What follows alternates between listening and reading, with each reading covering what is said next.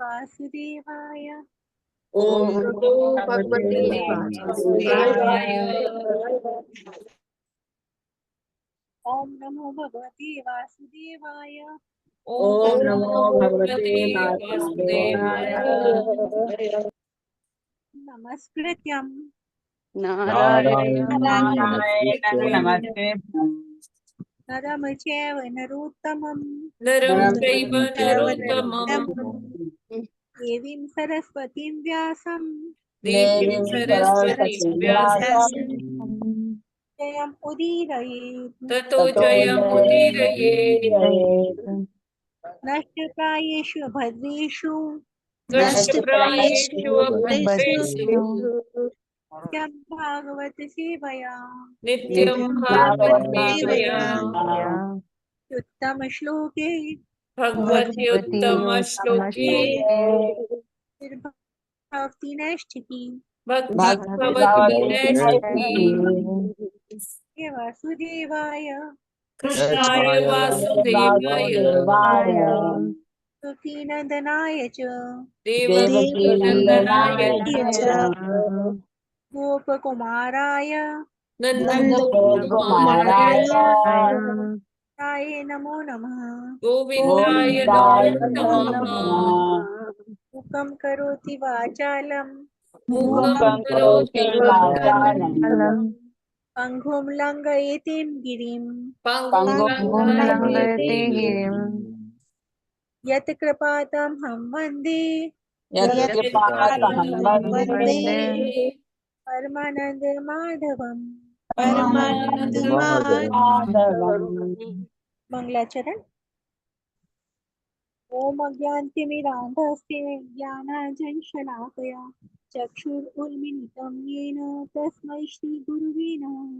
श्रीचैतन्यमनोभीष्टं स्थापितं येन भूतले स्वयंरूपं पदामह्यं ददाति स्वरूपदान्तिकं वन्देऽहं श्रीगुरु श्रीयुतपदकमलं श्रीगुरून् वैष्णवांश्च श्रीरूपं साग्रजातं सहगण रघुनाथान्वितं तं सजीवं साद्वैतं सावधूतं परिजनसहितं कृष्ण चैतन्य देवं श्री राधा कृष्ण पादानि सहगण ललिता श्री विशाखान्वितांश्च हे कृष्ण करुणा सिंधु दीनबंधु जगतपति गोपेश गोपिका कांत राधा कांत नमोस्तुते।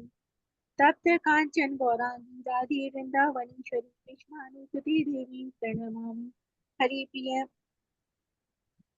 वाञ्छाकल्पतरुभ्यश्च कृपा सिन्धुभ्य एव च पतितानां पावनेभ्यो वैष्णवेभ्यो नमः।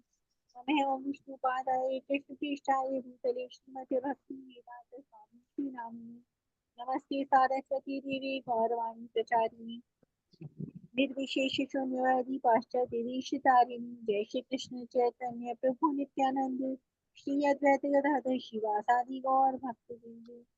हरे कृष्ण कृष्ण हरे हरे हरे राम राम राम हरे हरे। हरे कृष्ण माता जी। Hare Krishna. Thank you so much, Gunjan Gupta Mataji, for leading the japa Hare session, Krishna doing धन्यवाद this प्रणाम। Bhagavatam prayers। और आप सभी का हार्दिक अभिनंदन है आज के इस पौन अयोध्या के प्रातःकालीन जप सत्र में। सभी को हरे कृष्णा धन्यवाद प्रणाम। हरे कृष्णा माता जी दंड प्रणाम सभी को। हरे हरे कृष्णा कृष्ण माता जी दंडवत प्रणाम माता जी। हरे कृष्ण। तो अभी समय हो गया प्रभुपाद जी के कोट का। आज है 19 जुलाई। प्रभुपाद जी कहते हैं, एक minute, just yes, Prabhupada ji सही। रोना एक महान दिव्य सुख है, वे मंद बुद्धि इसे नहीं समझ सकते। श्री चैतन्य महाप्रभु बस रोते रहते थे, वह प्रेम है। वे इसे नहीं समझ सकते कि रोना कैसे सुखद हो सकता है, वह मायावाद है। वृंदावन 19 जुलाई 1977। तो प्रभुपाद जी यहाँ बता रहे हैं कि कैसे जब एक व्यक्ति जब किसी के प्रेम में होता है तो वो उसके लिए रो सकता है। तो वैसे ही भक्ति में भी यही प्रिंसिपल फॉलो होता है।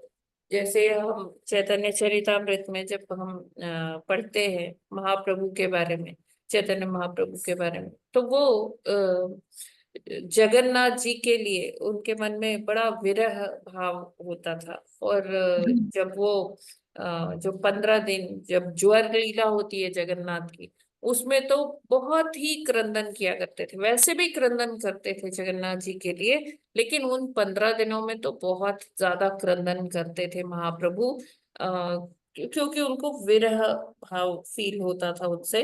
इतना प्रगाढ़ प्रेम है जगन्नाथ जी से कि वो रोया करते थे। और ये रोना, मतलब अगर हम ऐसे सोचे कि हमारे आंख में एक भी अश्रु आए, तो उसके लिए हमारी वो फीलिंग्स होनी चाहिए उस पर्सन के लिए, तभी उसके लिए आंसू आएगा। वरना जल्दी से हमारी आंखों में आंसू नहीं आते। किसी के लिए हम बहुत, या तो कोई दैन्य स्थिति में बड़ा किसी को देख ले, दया भाव आ जाए, नहीं तो अगर किसी से हम प्रेम करते हैं, प्रेम में वो अश्रु आते हैं। तो यहाँ पर प्रभुपाद जी यही बता रहे हैं कि जो इस चीज की भाव को नहीं समझते हैं, वो मंद बुद्धि है, वो मायावाद है, वो भगवान को उस साकार रूप में समझते ही नहीं है। और जैसे निर्विशेषवादी भी होते हैं, वो उनको साकार रूप में समझते ही नहीं है। उनके साथ वो उस उतना गहरा या प्रगाढ़ जो संबंध है वो बना ही नहीं सकते। तो जब तक वो संबंध नहीं बनेगा, तब तक भगवान के लिए अश्रु आना बहुत कठिन है, इम्पॉसिबल है। और ये अश्रु आना अष्ट सात्विक विकार का एक लक्षण भी है। तो जो लोग भगवान से उस संबंध में जुड़े हुए होते हैं, तो उनको ये अष्ट सात्विक विकार आते हैं। कभी वो तेज तेज कूदने लगते हैं, कभी उनके पूरे बॉडी में पसीना आ जाता है, तेज से भागने लगते हैं, अपने आप मतलब अपने आपे में नहीं रहते हैं। तो ये सारा जो अष्ट सात्विक विकार है, ये तभी आता है जब एक बहुत प्रगाढ़ संबंध में जुड़े होते हैं एक भक्त अपने आराध्य से। तो यहाँ पर चैतन्य महाप्रभु का उदाहरण देते हुए प्रभु जी बता रहे हैं कि वो रोते रहते थे। किसके लिए? महाप्रभु के लिए रोते रहते थे, अपने आराध्य के लिए रोते रहते थे। और हम इससे यही समझ सकते हैं कि ये जो रोना भी है, ये एक कला है। अगर जैसे बच्चा, वो जी। कुछ बोल नहीं पाता है, कुछ एक्शंस नहीं कर पाता है, लेकिन उसको क्या आता है? सिर्फ रोना आता है। और उसके रोने से माँ समझ जाती है कि इसको कुछ पीड़ा है या इसको भूख लगी है, तो वो उस हिसाब से बच्चे को ट्रीट करती है माता। तो ऐसे ही जब तक हम भगवान के लिए नहीं रोएंगे, क्योंकि हम भी उसी बालक की तरह है, हमें कुछ ज्यादा पता नहीं है, ना इतना ज्ञान है, ना इतना समर्पण है। बस हम क्या कर सकते हैं? दोनों हाथ उठाकर रो सकते हैं, हरे कृष्णा कृष्ण कृष्ण हरे हरे, हरे राम राम हरे हरे। तो जब हम इस प्रकार से क्रंदन करेंगे, तो भगवान अवश्य ही सुनेंगे।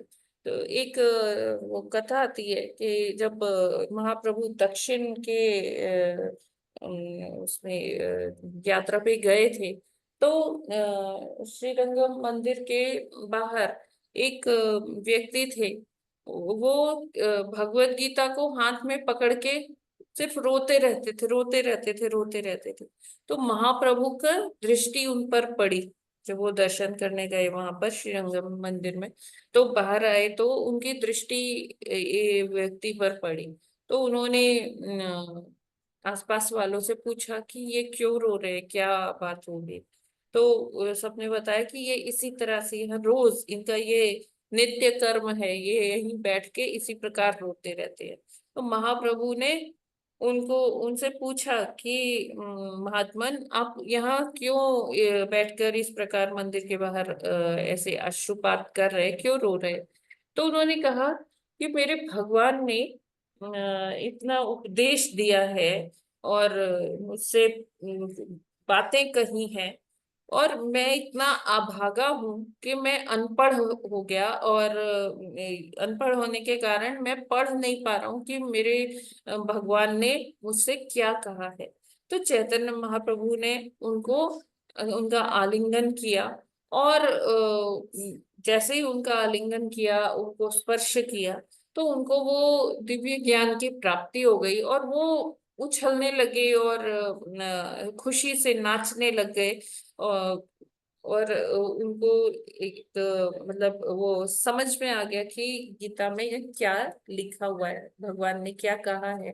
तो जस्ट यहाँ इस एग्जाम्पल से भी, इस स्टोरी से भी हमें यही समझ में आता है कि अगर हम और कुछ नहीं कर सकते, हमें प्रार्थनाएं नहीं आती है, हमें इतने बड़े बड़े अनुष्ठान करने नहीं आते हैं, ना हमारे अंदर इतना समर्पण आ रहा है, तो हम एक चीज तो कर ही सकते हैं कि हम रो सकते हैं।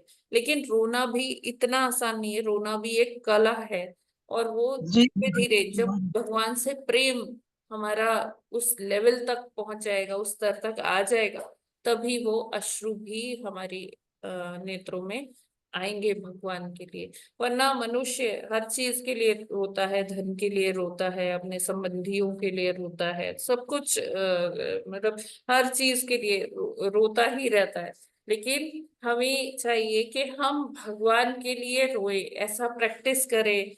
और ये जो संबंध बनेगा, कैसे बनेगा? जब हम श्रवण करेंगे, कीर्तन करेंगे, भगवान के बारे में चिंतन करेंगे, तो जितना भी वो चिंतन हमारे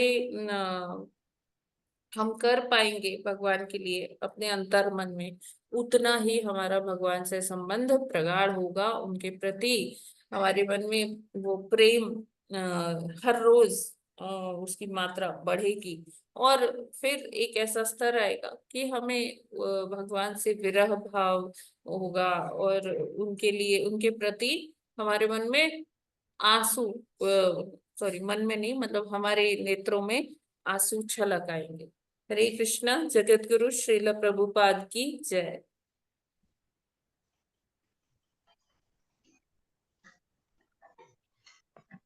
राइट, दिस इज क्लियर। जी हाँ माता जी। माता जी, अगाध भगवान के नाम का प्रेम श्रवण कीर्तन और मनन करना है।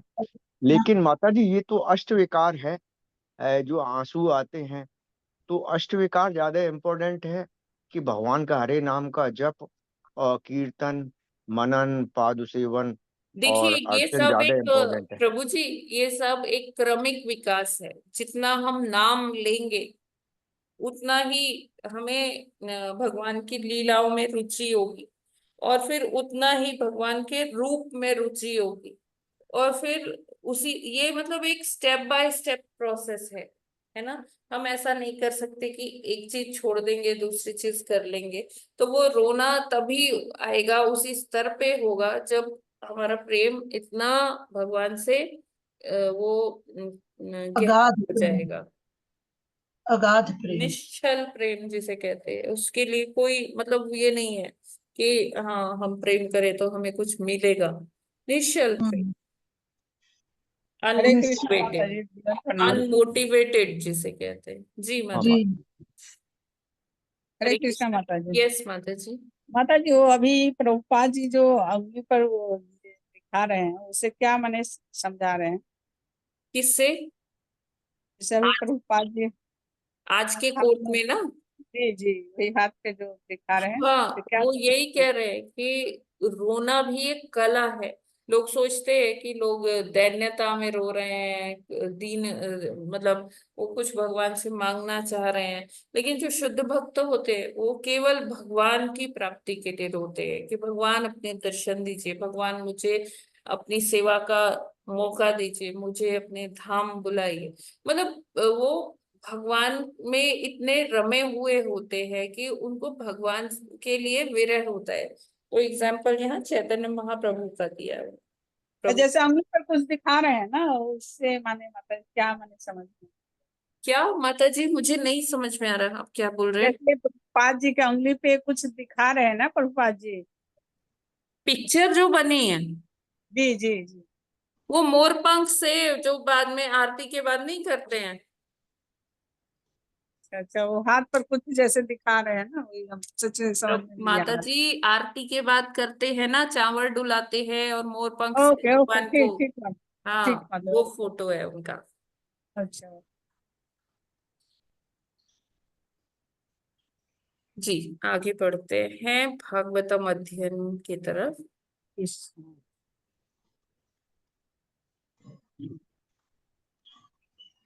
आज हमको 18वां श्लोक करना है ना।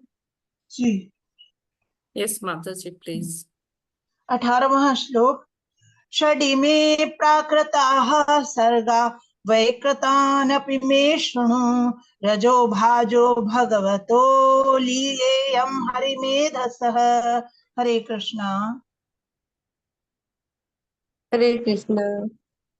तड़ी में प्राकृता सर्गा वैकृतानपि मे शृणु रचो भाजो भगवतो लीलेयं हरिमेधसः। हरे कृष्ण। हरे हरे कृष्णा। कृष्ण। हरे कृष्णा।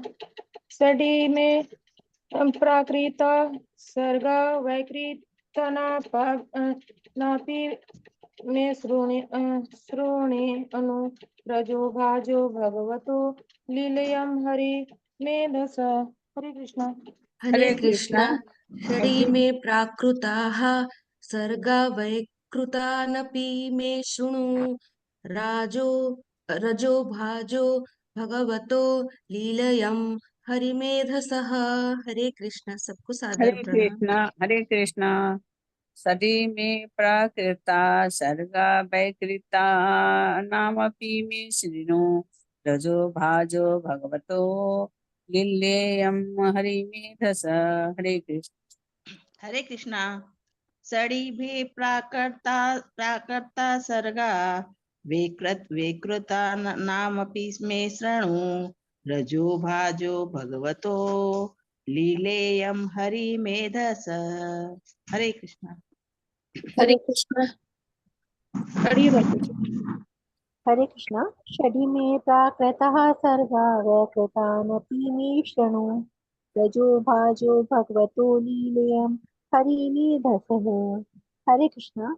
हरे हरे कृष्णा। हरे षडी में प्राकृता सर्गा वैकृतानपि मे शृणु रजो भाजो भगवतो लीलेयं हरिमेधसा। हरे कृष्णा। सभी को दंड प्रणाम।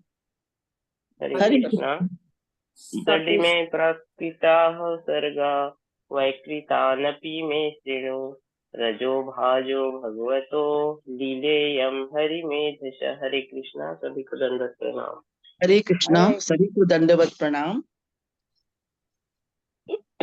षडी में प्राकृता सर्गा वैकृतानपि मे शृणु रजो भाजो भगवतो लीलेयं हरिमेधसः। हरे कृष्णा।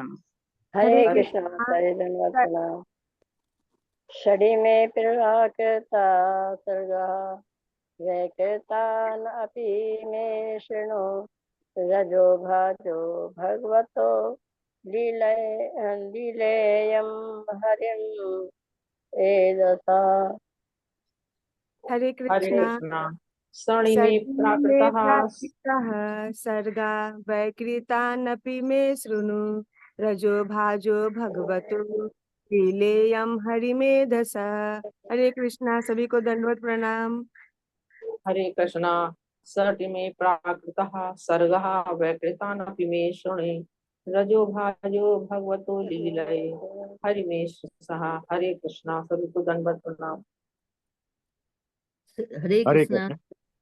षड में प्राकृता सर्गा वैकृता नपि मे शृणु रजो भाजो भगवतो लीलेयं हरिमेधस। हरे कृष्ण। हरे कृष्णा।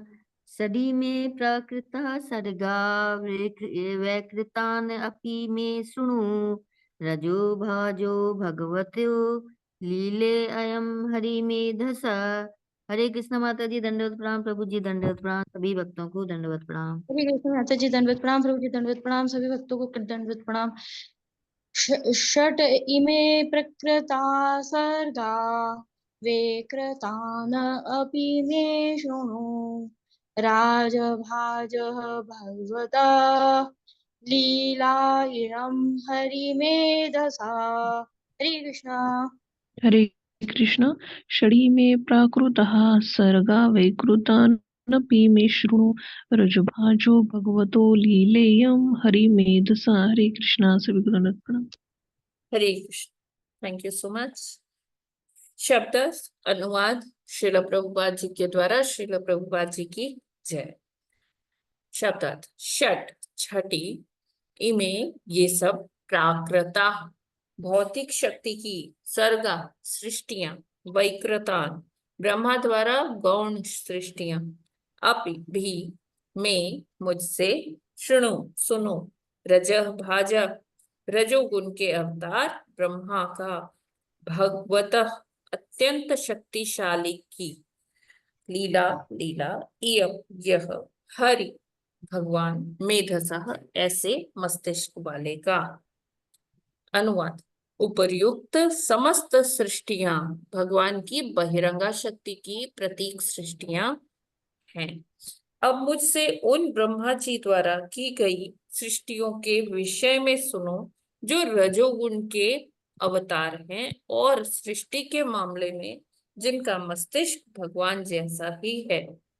तो कल हमने 3-4 सृष्टियों के बारे में जाना था। अभी वो उसी कंटिन्यूएशन में ब्रह्मा जी आगे भी बता रहे हैं और बोलते यहाँ पर बता रहे हैं कि ये सारी जो सृष्टियां हैं ये ब्रह्मा जी के द्वारा बनाई गई गौण सृष्टियां हैं।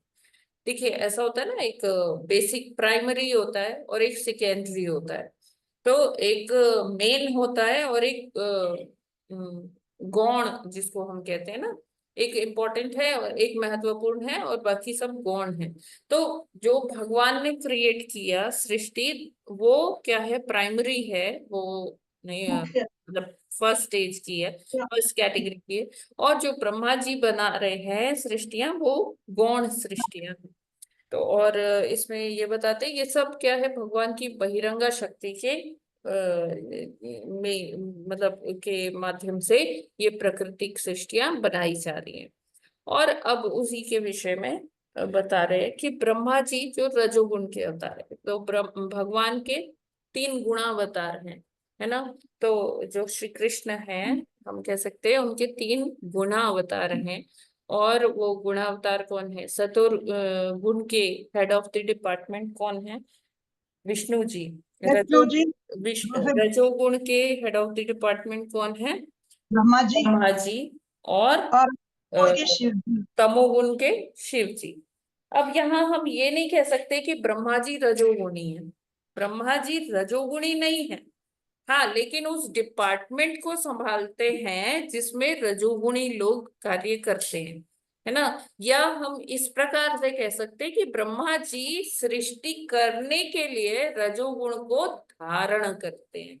ब्रह्मा जी स्वयं रजोगुणी नहीं है, वो तो 12 महाजन में से एक है, भगवान के भक्त हैं ब्रह्मा जी। तो ये कहना कि ब्रह्मा जी रजोगुणी हैं, तो ये सही नहीं होगा। ब्रह्मा जी रजोगुण को धारण करते हैं, या जो रजोगुणी लोग हैं उनके नेता हैं ब्रह्मा जी, लीडर, ठीक है। मार्गदर्शन और सृष्टि के ये देखिए लास्ट लाइन में ये जो नेक्स्ट पार्ट है ये बहुत इंपॉर्टेंट है। और सृष्टि के मामले में जिनका मस्तिष्क भगवान जैसा ही है। अब ये सोचिए कि भगवान ने एक सृष्टि की रचना की, उन्होंने अपने दिमाग में अपने मन में एक ब्लूप्रिंट बनाया होगा भगवान जी ने कि ऐसा करेंगे ऐसा करेंगे ऐसा करेंगे, और उनके भ्रुकुटियों के इशारे मात्र से ये सारा चीज निर्मित होता है।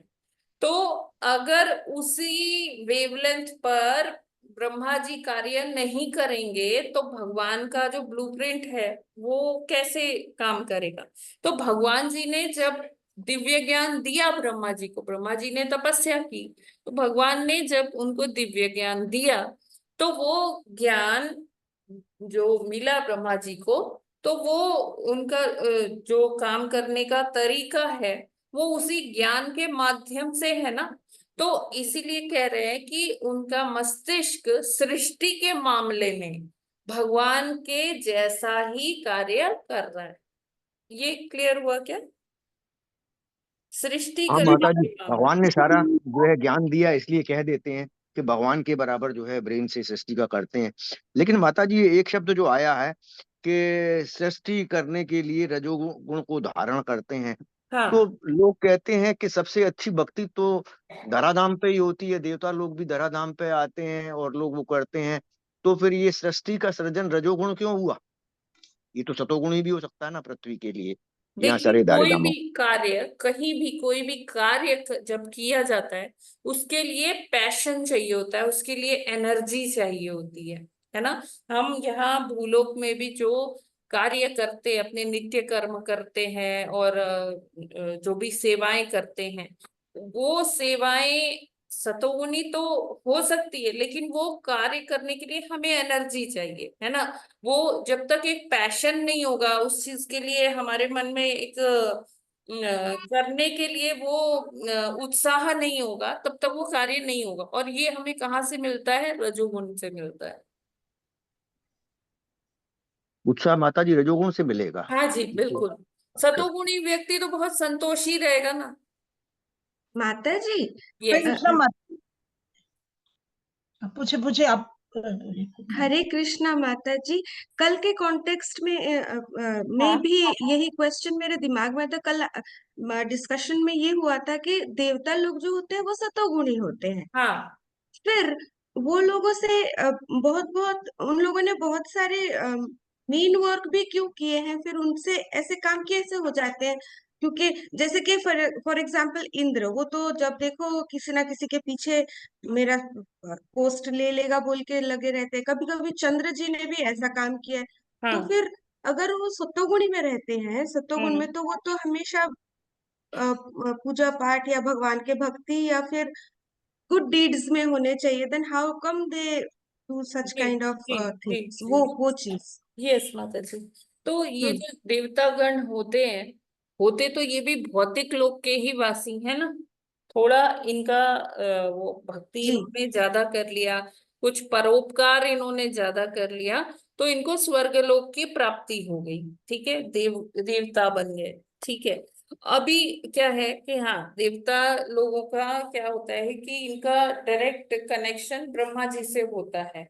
और जी ब्रह्मा जी इनको साथ में लेके मतलब जब भी इनकी कोई प्रॉब्लम होती है देवताओं की, तो ब्रह्मा जी के पास ये लोग अपना एप्लीकेशन लेके जाते हैं और ब्रह्मा जी इनको भगवान जी से, विष्णु से मिलाते हैं। ठीक है। जी तो इसलिए मतलब क्योंकि इनका जो संग है वो एसोसिएशन वो अच्छा है, ब्रह्मा जी से है, और कभी कभी ये लोग विष्णु जी के भी दर्शन ब्रह्मा जी की वजह से कर पाते हैं, है ना। तो इसलिए जनरली बोला गया है कि हाँ वो सतोगुण में होते हैं। लेकिन क्योंकि उनको ये कार्य भी दिए गए हैं कि आपको इस प्रकार से ही कार्य करने हैं, तो अपने कार्य के अंतर्गत वो कभी कभी क्या हो जाते, मतलब कभी कभी नहीं, मतलब कार्य करने के लिए व्यक्ति को रजोगुण में जाना ही पड़ता है, क्योंकि रजोगुण के अलावा वो व्यक्ति जो है कार्य नहीं कर सकता।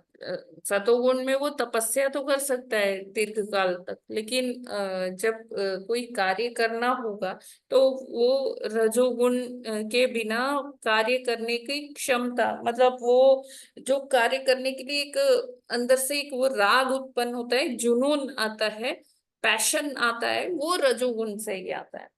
तो इसलिए देवतागण कभी कभी रजोगुणी भी हो जाते हैं।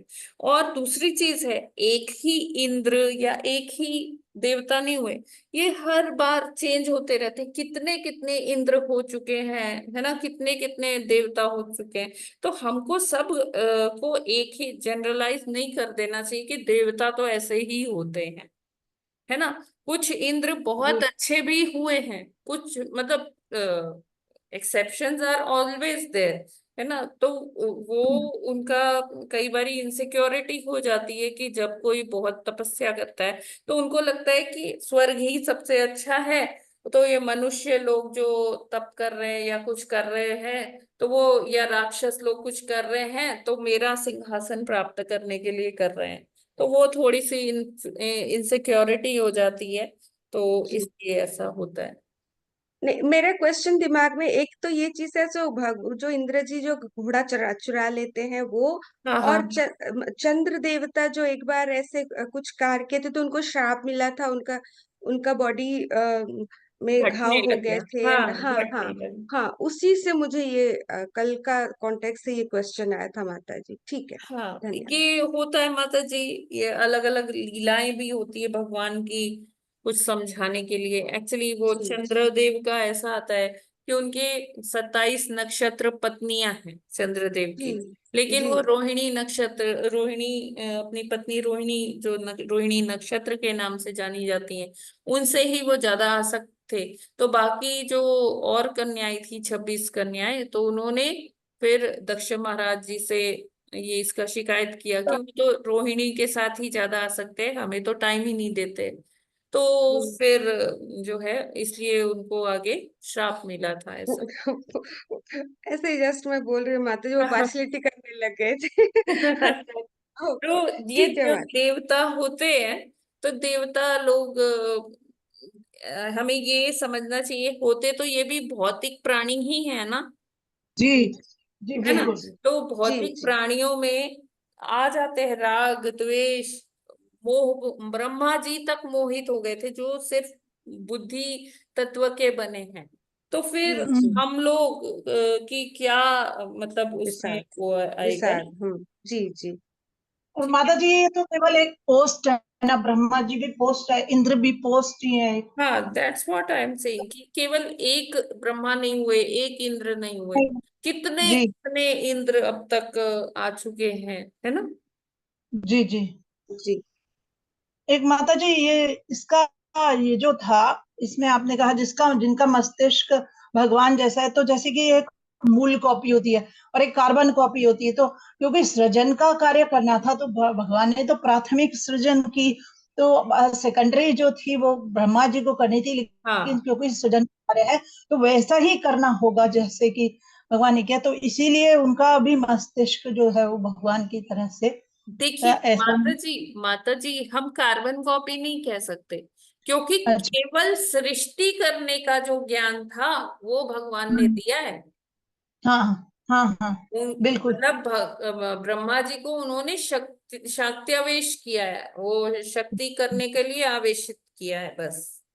केवल सृष्टि करने के लिए। हाँ बाकी उन्होंने ऐसा नहीं कह सकते कार्बन कॉपी, भगवान का मस्तिष्क को धारण करना तो बहुत मुश्किल हो जाएगा, इंसान अच्छा। फट जाएगा, तो है ना। इसलिए उन्होंने, और क्योंकि वो सृजन करते हैं, क्रियाशीलता है, इसलिए वो रजोगुण के अधिष्ठाता है, ऐसा हाँ है ना।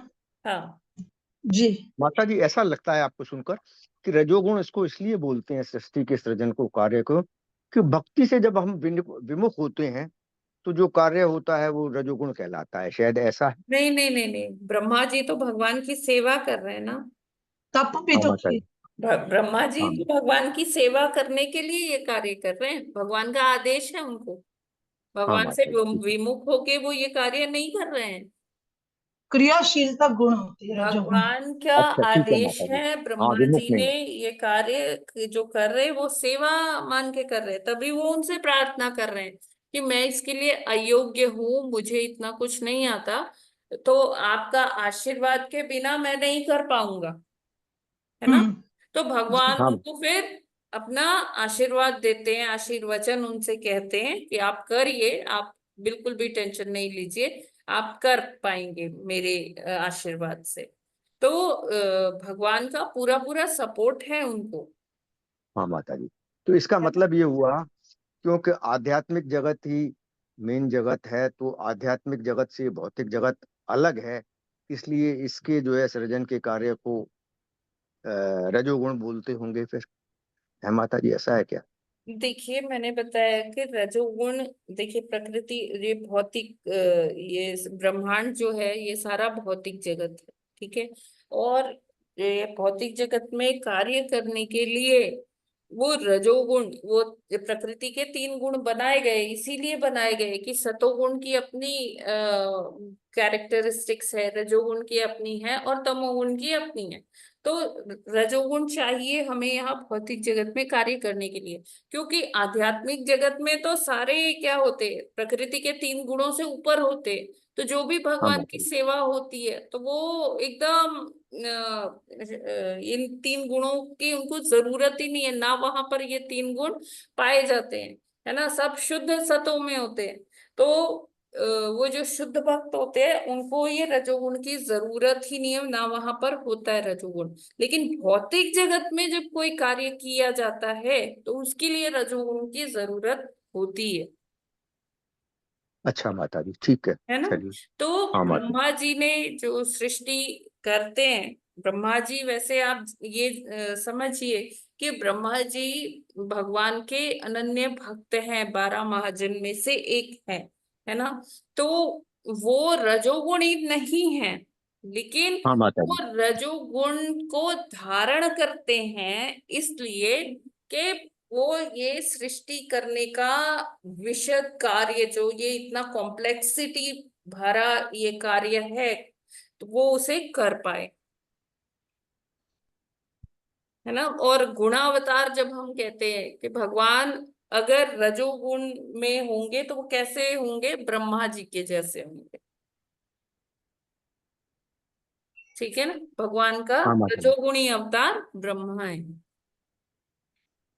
हाँ माता जी, ठीक है। क्योंकि भगवान देखिए कहते हैं कि सारे जो गुण हैं वो मुझसे ही आ रहे हैं, आधार इन सभी प्राकृतिक गुणों का मैं ही हूं, लेकिन मैं इन गुणों में स्थित नहीं हूं, परे है उनसे, है ना। त्रिगुणा। जी। हाँ, तो भगवान से ही ये सब आ रहे हैं, इसीलिए हम कह रहे हैं कि जो भगवान का रजोगुणी अवतार है वो ब्रह्मा जी है, जो भगवान का तमोगुणी अवतार है वो शिव जी है। इसका मतलब ये नहीं कि शिव जी तमोगुणी है, तमोगुणी नहीं है। शिव जी के पास जो डिपार्टमेंट की, जो जिस डिपार्टमेंट की सेवा उनको मिली है वो डिपार्टमेंट तमोगुण का है। शिव जी उस डिपार्टमेंट के एचओडी हैं। इसका मतलब ये नहीं है कि वो खुद तमोगुण में। अब आप ऐसे समझिए, जो खुद तमोगुण में होगा क्या वो तमोगुणी लोगों को कुछ सिखा पाएगा, उनका उद्धार कर पाएगा? नहीं जी माता नहीं। जी। अब जैसे जो मेंटल एसाइलम होता है तो वहां जो डॉक्टर्स होते हैं, हम क्या उनको कह सकते हैं वो भी मेंटल एसाइलम में रह रहे हैं इसलिए वो भी ऐसे कंडीशन में है? नहीं नहीं। माता जी। नहीं है।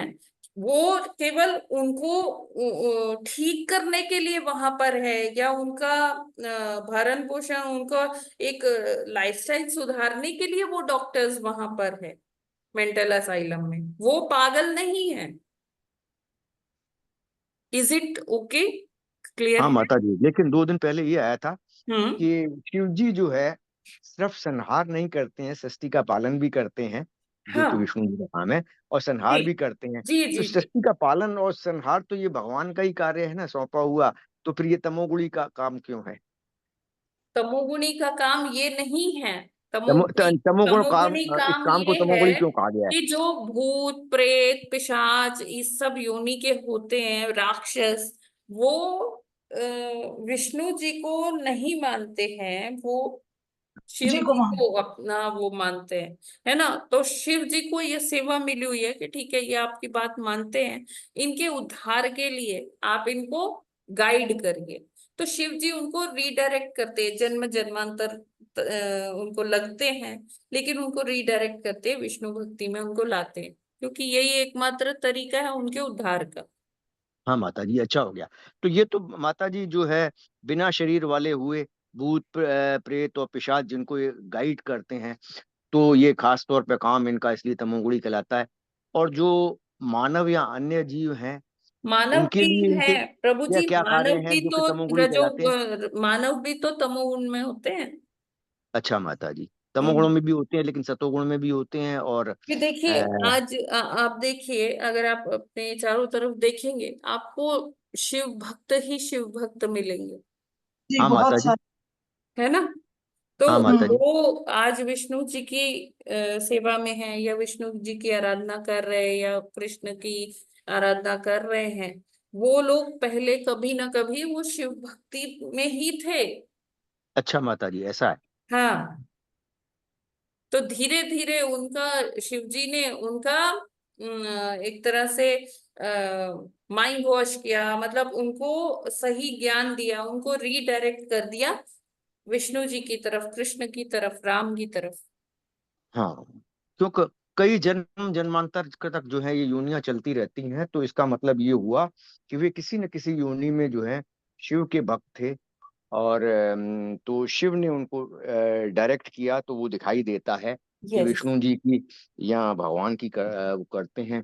तो इसलिए कह दिया जाता है कि तमोगुणी है, तमोगुण से उठ के आए हैं लोग। जी जी ठीक जी। है माता जी, हाँ माता जी, बहुत अच्छा क्लियर है। हरे कृष्ण। और कोई प्रश्न किसी का? तो फिर आगे बढ़े। जी 19 नंबर श्लोक।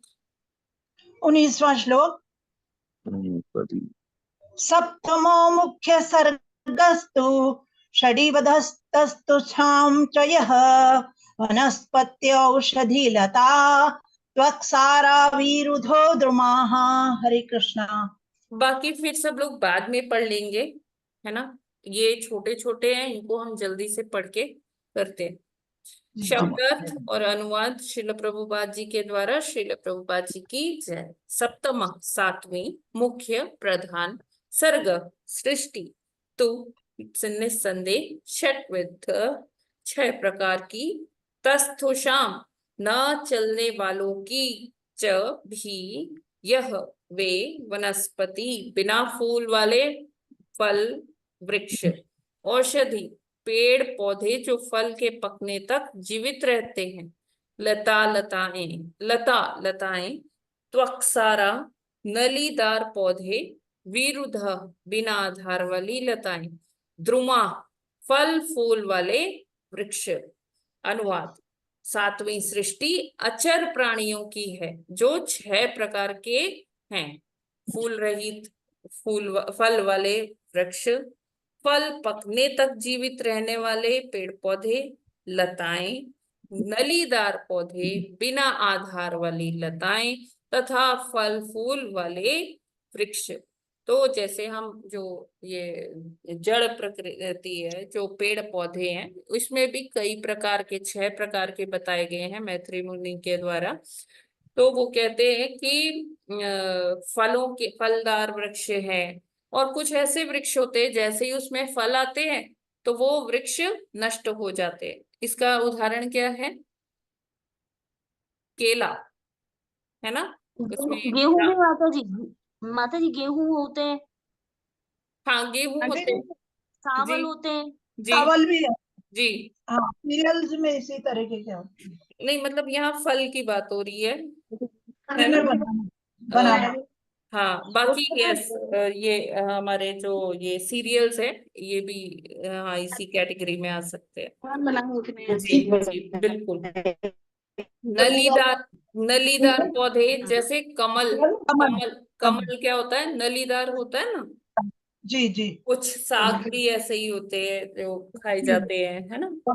तो वो नलीदार, बिना आधार वाली लताएं, तथा फल फूल वाले वृक्ष। तो ये क्या है? 6 कैटेगरीज हैं जड़ प्रकृति की, जो इधर उधर चल के अपना भोजन, ऐसा नहीं है कि वो अपना चल के कहीं जाएंगे और अपना भोजन प्राप्त कर लेंगे। कंचन माता जी प्लीज म्यूट कर लीजिए।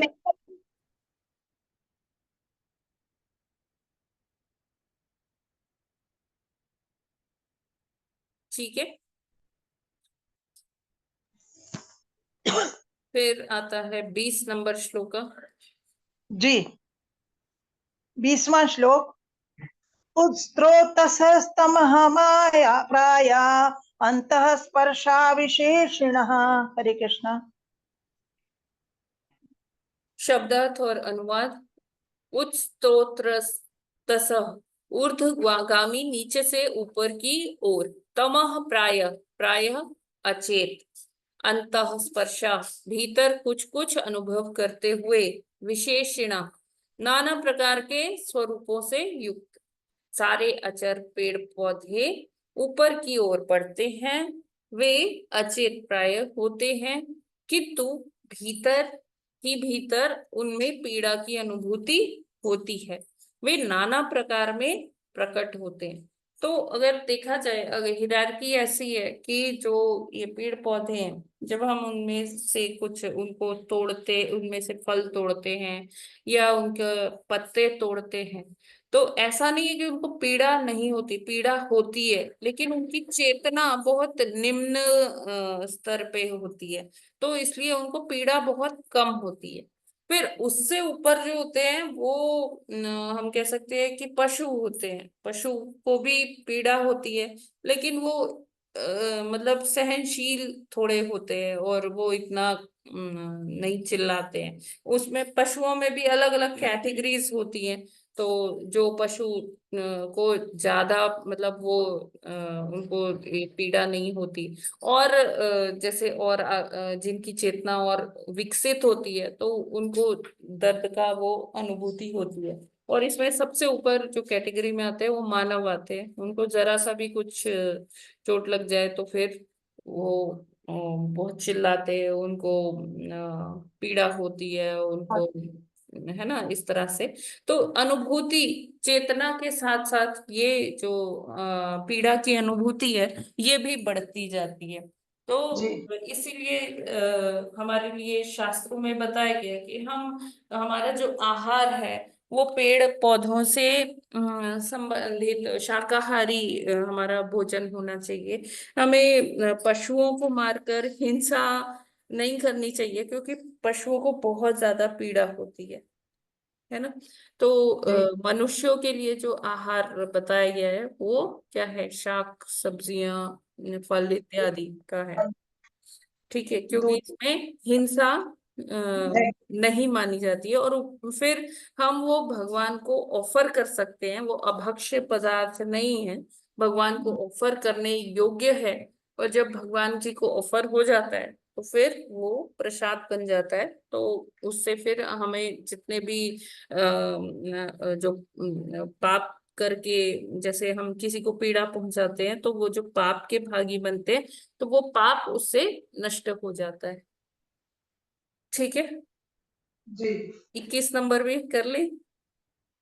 जी माता जी, हो जाएगा। हाँ 21वां श्लोक।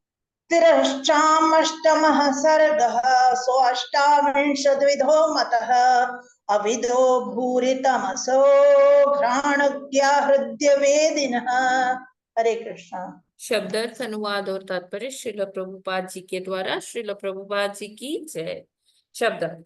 तिरश्चाम निम्न पशुओं की जातियां, अष्टम आठवीं, सर्गः सृष्टि, सह वे हैं, अष्टविंशत 28, विधः प्रकार, मत माने हुए, अविदः कल के ज्ञान से रहित, भूरि अत्यधिक, तमसः अज्ञानी, घ्राण ज्ञाह गंध से इच्छित वस्तु को जानने वाले, हृदय अवेदिना हृदय में बहुत कम स्मरण रखने वाले। तो अनुवाद। आठवीं सृष्टि निम्नतर जीव योनियों की है और उनकी 28 विभिन्न जातियां हैं। वे सभी अत्यधिक मूर्ख तथा अज्ञानी होते हैं। वे गंध से अपनी इच्छित वस्तुएं जान पाते हैं, किंतु हृदय में कुछ भी स्मरण रखने में अशक्य होती है। अब देखिए जैसे पशु पक्षी हैं, उनको आप कितना भी डांटिए, कितना भी मारिए, है ना, जैसे ये घोड़ा है, घोड़े को लोग चाबुक मारते हैं, है ना, जो बैल होते हैं, बैल को जब खेतों में ले जाते तो उनको भी मारते हैं। तो लेकिन ये लोग बुरा नहीं मानते, है ना। ये आप इनको फिर से कुछ, जैसे कुत्ता है, कुत्ते को आप चाहे जितना डांटे मारे, है ना, उसके आगे फिर बिस्किट रख देंगे तो वो सब्जी फिर आ वाले जाएगा। टिफिन को पानी वाले तो नहीं है ना?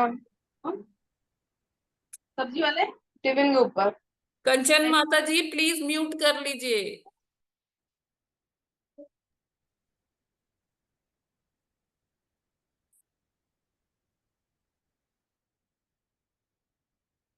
तो जो ये जो आठवीं सृष्टि के जो जीव हैं, ये क्या है, ये वो पशु हैं जो इतनी उनको ये समझ नहीं होती, इतने वो उनको गुस्सा नहीं आता कि इसने अब मेरे को एक बार मारा ना, अब मैं इसके दरवाजे पे नहीं जाऊंगा, या अब मैं इसके हाथों से भोजन नहीं लूंगा। ये सब मानवों में होता है। और जो पशु हैं, पक्षी हैं, इनमें क्या होता है, सिर्फ इनको अपने भूख प्यास और सोने की व्यवस्था कहीं हो जाए तो बस ये उसी में खुश रहते हैं, इतनी ही इनकी चेतना होती है। और केवल ये गंध से अपनी इच्छित वस्तुओं को जान लेते हैं। अब आप देखिए, जैसे चींटी होती है, चींटी को पता चल जाता है कि कहाँ ये सब आपने रखा हुआ है, वो अपने जो भी उसका भोजन है वो वहां तक किसी भी तरह से पहुंच ही जाती है। तो ऐसे ही और भी योनियां हैं। और वो हृदय में स्मरण उनके नहीं रहता है कि हाँ इसने मुझे डांटा था, इसने मेरे साथ अच्छा व्यवहार किया था, तो मुझे भी ऐसे करना चाहिए, तो वो कुछ भी स्मरण नहीं रखते। उनकी चेतना केवल भोजन और भोजन प्राप्त करने में और अपने विश्राम करने, सोने में होती है। तात्पर्य, वेदों में निम्नतर पशुओं के लक्षणों का वर्णन इस प्रकार हुआ है।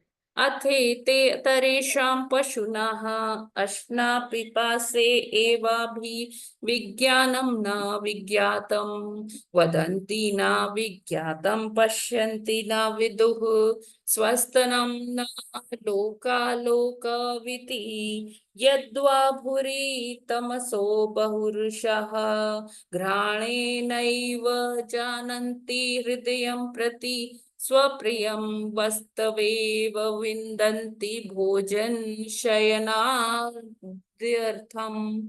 गृह्णन्ति। निम्नतर पशुओं को केवल अपनी भूख तथा प्यास का ज्ञान होता है। उन्होंने ना तो कोई ज्ञान अर्जित किया होता है, ना दृष्टि। उनके व्यवहार में औपचारिकता पर निर्भरता प्रदर्शित नहीं होती। वे अत्यधिक अज्ञानी हैं। वे अपनी इच्छित वस्तुओं को केवल गंध से ही जान सकते हैं और ऐसी बुद्धि से इतना ही समझ सकते हैं कि क्या उपयुक्त है और क्या अनुपयुक्त। उनका ज्ञान एकमात्र भोजन करने तथा सोने तक सीमित है। इसलिए सर्वाधिक खूंखार निम्नतर पशु यथा बाघ तक को नियमित रूप से भोजन तथा सोने के लिए आवास का स्थान देकर पाला जा सकता है। तो हम देखते हैं कितने कितने सर्कस में और जो जू होते हैं उसमें बाघ होते हैं। बस बाघ को क्या मतलब है, उसको खाने को दे दीजिए और उसको सोने को दे दीजिए, तो बस उसको आप अच्छे से ट्रेन कर सकते हैं, उसको आप पाल भी सकते हैं बाघ को। फिर प्रभुपाद जी कहते हैं लेकिन एकमात्र सर्प ऐसे हैं जिन्हें इस तरह से नहीं पाला जा सकता। सर्प को आप खाने को दे दे और उसको एक अच्छा उसका हैबिटेट दे दे तो वो पाला नहीं जा सकता। वो कभी भी अपना दंश मार सकता है, वो अटैक कर सकता है। उसको ट्रेन करना उसकी एक अलग प्रक्रिया है। लेकिन यहाँ पर जिन योनियों की बात हो रही है उनको सिर्फ आप भोजन देकर और सोने का स्थान देकर ऐसे पशुओं को आप पाल भी सकते हैं। ठीक है, ये क्लियर है? हरे कृष्णा।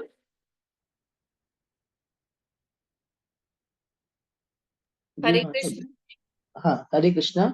यस जी माता जी, जी माता जी क्लियर है एकदम। क्लियर है। यस माता जी बताइए।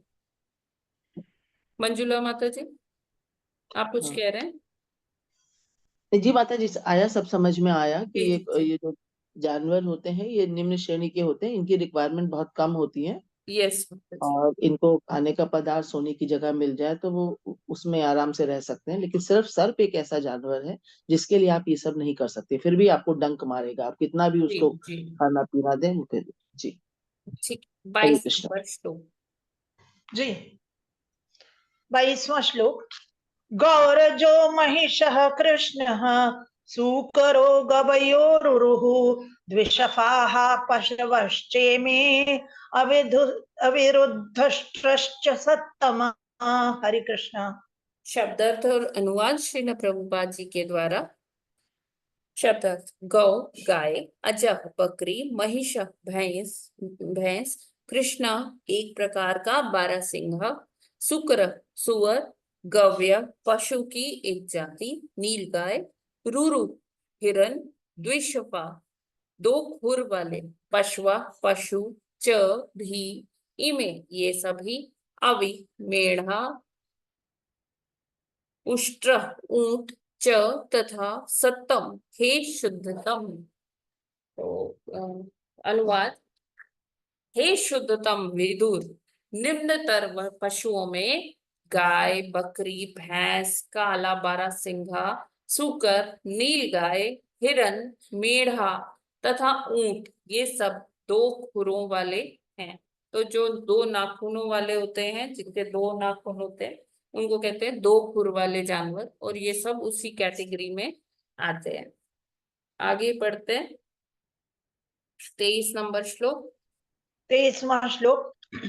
खरो अश्वो अश्वतरो गौरः शरभश्च मरी तथा एते चैकशफाः क्षत्तः शृणु पंचनखान् शुखु पशून्। हरे कृष्ण। शब्दार्थ और अनुवाद श्रील प्रभुपाद जी के द्वारा। श्रील प्रभुपाद जी की जय।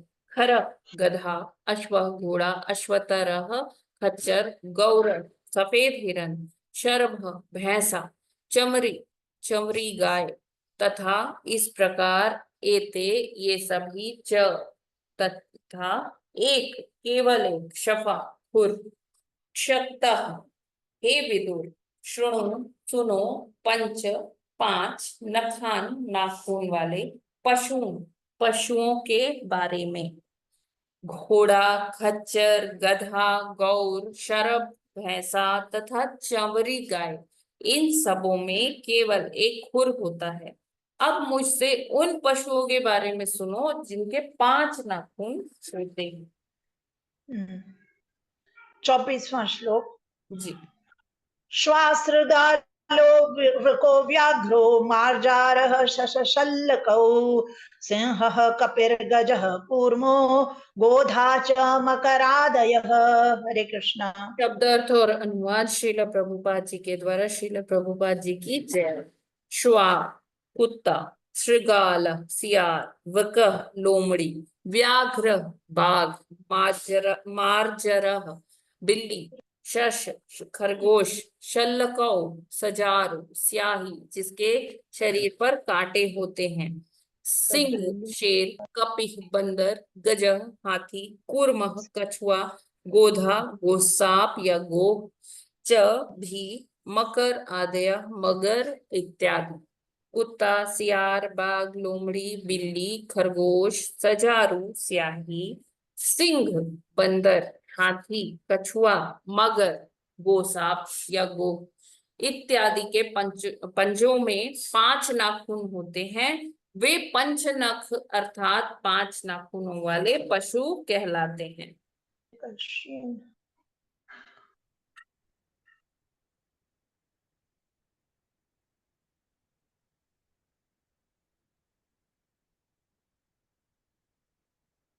जी 25वां श्लोक। कंकगर्भकश्येन भासभल्लूकबर्हिणः हंस सारस चक्रहव काककोलूकादयः खगाः। हरे कृष्ण। शब्दार्थ और अनुवाद श्रील प्रभुपाद जी के द्वारा। श्रील प्रभुपाद जी की जय। कंक बगुला, गृध्र गिद्ध, बक बगुला, शेन दास, भास भास, भल्लूक भल्लूक या भालू, बरहिण नह मोर, हंस हंस, सारस सारस, चक्राव, चक्रवाक, चकई या चकवा, काक, कौवा, उलूक, उल्लू आदयः इत्यादि। खगा, पक्षी। कंक, गीद, बगुला, बाज, भास, भल्लू, मोर, हंस, सारस, चक्रवाक, कौवा, उल्लू इत्यादि पक्षी कहलाते हैं। 26 नंबर माता जी। 26वां श्लोक। आर्वाक् स्रोतस्तु नवमः क्षत्तरेक विधो नृणाम् रजो अधिकाः कर्मपरा दुःखे च मुखमानिनः। हरे कृष्णा। शब्दार्थ, अनुवाद और तात्पर्य श्रील प्रभुपाद जी के द्वारा। श्रील प्रभुपाद जी की जय। अर्वा, नीचे की ओर। स्त्रोत्र, भोजन की नली। तु, लेकिन। नवमः, नौवी। क्षत्त, हे विदुर। एक विधा, एक जाति। नृणाम, मनुष्यों की। रजः, रजोगुण। अधिका, अत्यंत प्रधान। कर्म परा, कर्म में रुचि रखने वाले। दुखे, दुख में। च, लेकिन। सुख, सुख मानिना, सोचने वाले। मनुष्यों की सृष्टि क्रम अनुसार 9वीं है। यही केवल एक ही योनि है या जाति ऐसी है और अपना आहार उदर में संचित करते हैं। मानव जाति में रजोगुण की प्रधानता होती है। मनुष्य दुखी जीवन में भी सदैव व्यस्त रहते हैं, किंतु वे अपने को सभी प्रकार से सुखी समझते हैं। तो यहाँ पर मनुष्यों की अब कैटेगरी आ गई है। मैत्रेय मुनि विदुर जी को बता रहे कि ये लोग सदैव दुख के दुखालय में रहते हैं, लेकिन अपने आप को सुखी समझते हैं या सुख को प्राप्त कर लेंगे श्रम करके, ऐसा समझते हैं।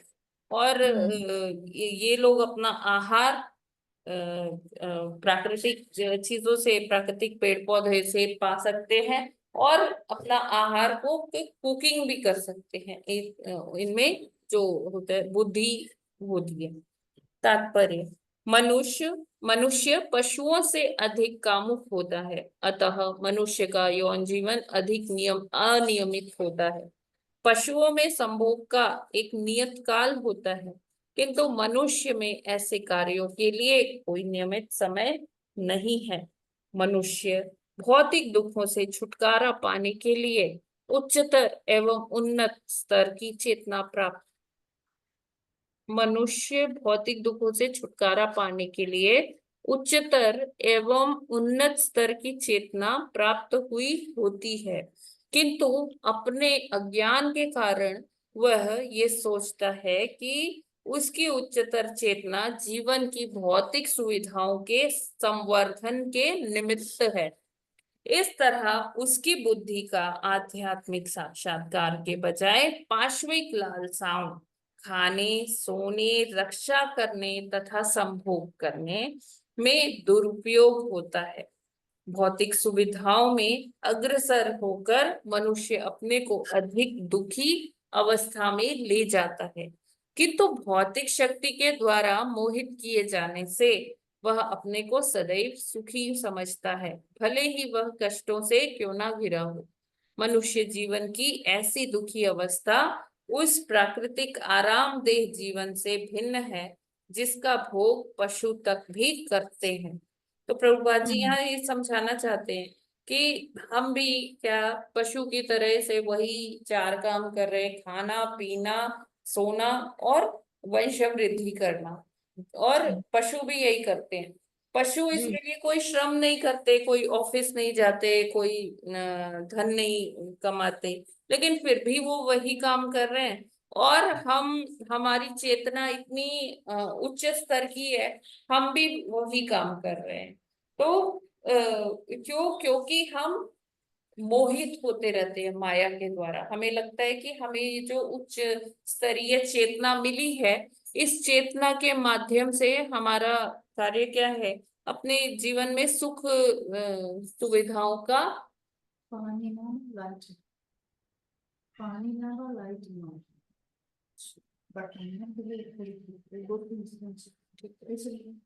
ठीक।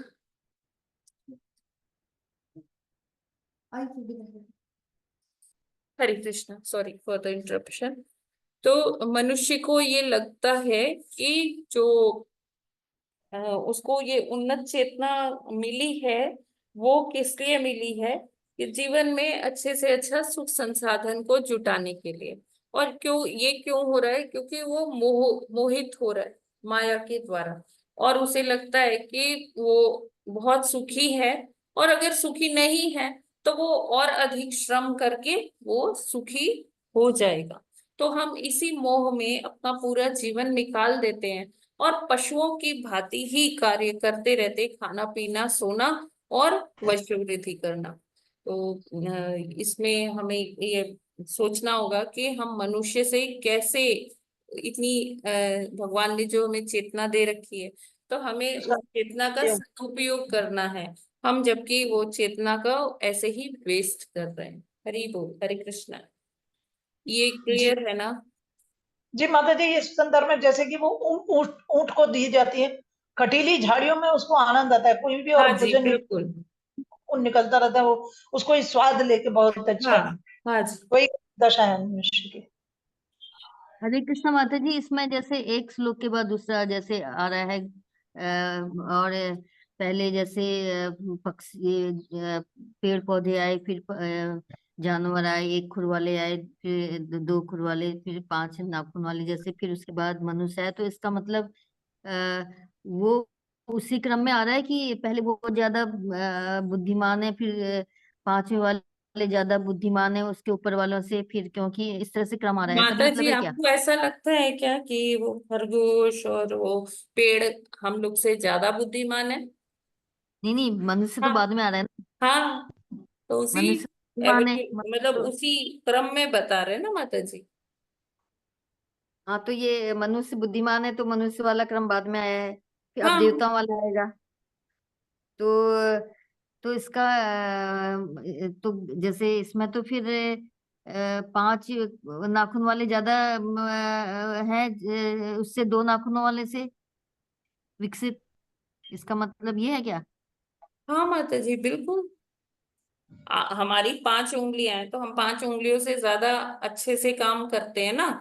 अगर एक ही उंगली होती तो हम कर पाते? नहीं, तो ये गाय गाय वाला पहले आ गया है, तो इसका मतलब गाय से ज्यादा है ये, गाय की माता वजह जी, से मेरे गाय को के नहीं 2 लग रहा। खुर होते हैं ना, हाँ हमारे तो 5 है। नहीं नहीं, मैं उसकी तुलना उससे कर रही हूँ, ये जानवर से कर रही हूँ जैसे।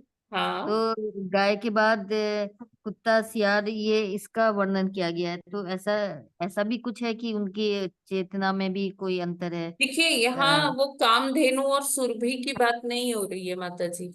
यहाँ पर देखिए, गाय में भी बहुत सारी प्रजातियां होती हैं, है ना? अच्छा अच्छा। तो उस हिसाब से इसे समझना चाहिए हमें।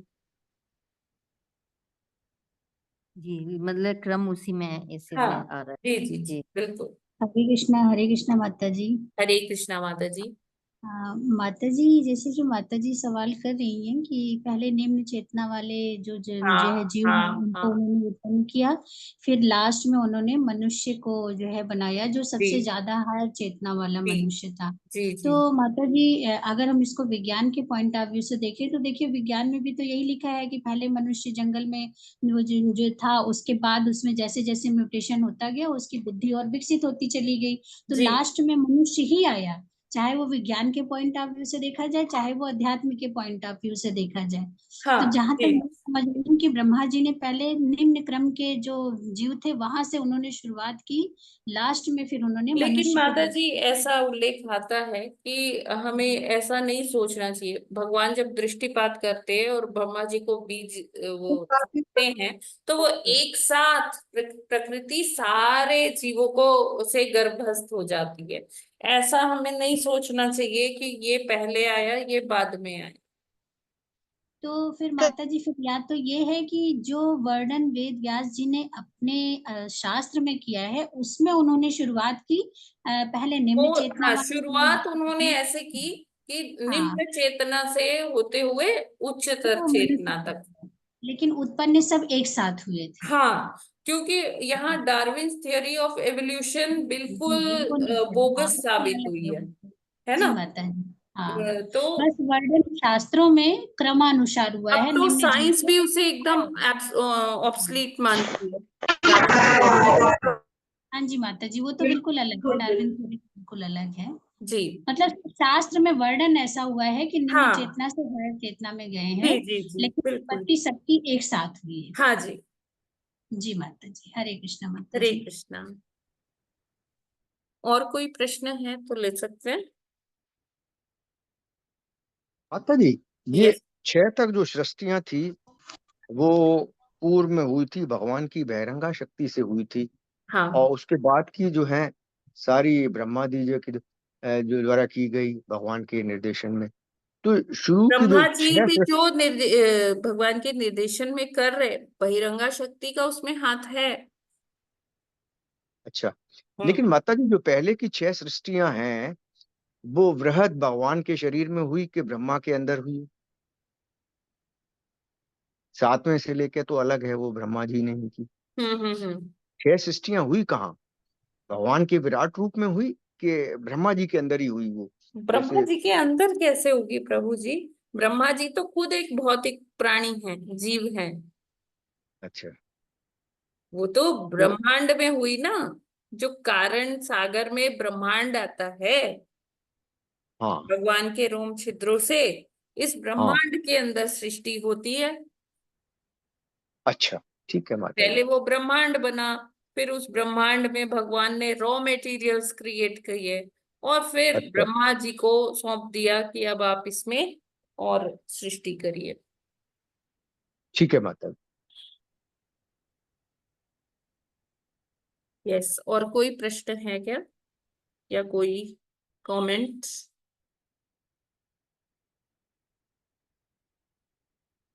हरे कृष्णा। माता जी, यस। माता जी, गॉड गॉड शब्द जो किया है कि ब्रह्मा जी के द्वारा बनाई गई सृष्टि गॉड है, हाँ तो गॉड का मतलब मुख्य नहीं है, मुख्य मतलब जो उन्होंने बनाई, भगवान ने बनाई, वो तो उसमें तो जैसे ग्रह नक्षत्र ये सब ब्रह्मांड सब अपनी अपनी कक्षा में स्थापित कर दिए, उसमें हाँ कोई जी जीव वगैरह नहीं थे, तो वो प्राइमरी है, मुख्य है। जी जी। लेकिन ब्रह्मा जी ने जो बनाई उसमें उन्होंने जीवों को भरा, तो वो भी तो मेन पार्ट ही हुआ ना, उसको गौण क्यों कहेंगे? उसको गौण इसलिए कहेंगे कि अगर रॉ मटेरियल्स ही ना होते तो ब्रह्मा जी कैसे बना पाते। अब जैसे हम जब कलर्स कहते हैं, कलर्स तो बहुत है, लेकिन प्राइमरी कलर्स कितने हैं? वो उसी से सबसे उसके कॉम्बिनेशन परम्यूटेशन से मिलके बाकी शेड्स बने हैं ना, बाकी कलर्स बने हैं। हम्म। ठीक है, तो 3 जी जी प्राइमरी कलर्स होते हैं, उसी के वेरिएशन से अलग अलग कलर बनते हैं। तो हम कहते नहीं ये प्राइमरी कलर्स हैं, ये सेकेंडरी कलर्स हैं। तो उसी तो तरह इसलिए से जो उसको भगवान ने सृष्टि की वो प्राइमरी क्रिएशन है, और जो आगे ब्रह्मा जी ने किया वो सेकेंडरी क्रिएशन है। तो उसे प्राथमिक या प्राथमिक सृष्टि और गौण सृष्टि कह दिया। जी शब्द जी पे मत जाइए, उसके भाग जी मत जी जाइए माता जी, जी जी जी समझ गई, हाँ जी जी है ना? अगर जी हम जी। उसके शाब्दिक अर्थ पे जाएंगे तो फिर कुछ और हाँ उसका समझेंगे। कुछ, हाँ कुछ, जी देखिए इम्पोर्टेंट सब है, लेकिन ब्रह्मा जी सृष्टि कैसे कर पाए? क्योंकि भगवान ने उनको ऑलरेडी वो रॉ मटेरियल्स प्रोवाइड किए थे, प्राइमरी जो कॉन्स्टिट्यूएंट्स है वो उनको दिए थे, जी जी जी, उनको है भरना ना? था बस, जी जी। जी।